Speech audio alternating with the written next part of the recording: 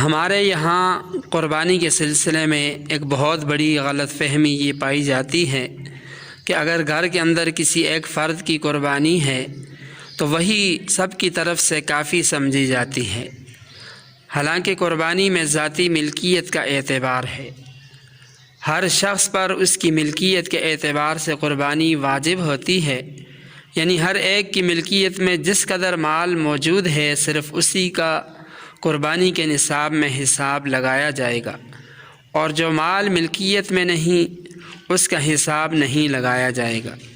گویا کہ میاں بیوی، والدین، اولاد میں سے ہر ایک کی اپنی اپنی ملکیت کا الگ الگ اعتبار ہے۔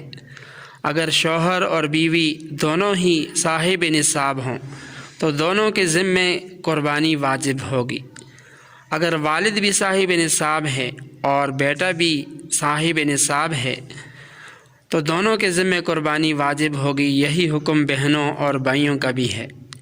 اسی کے ساتھ ساتھ یہ بھی سمجھیے کہ قربانی واجب ہونے کے لیے ایک کے مال کو دوسرے کے ساتھ جمع نہیں کیا جائے گا، بلکہ ان میں سے جس کی بھی ملکیت میں نصاب کے بقدر مال آ جائے تو صرف اسی کے ذمے قربانی واجب ہے، باقی جس کی ملکیت میں نصاب کے بقدر مال نہیں ہے تو اس پر قربانی واجب نہیں ہے۔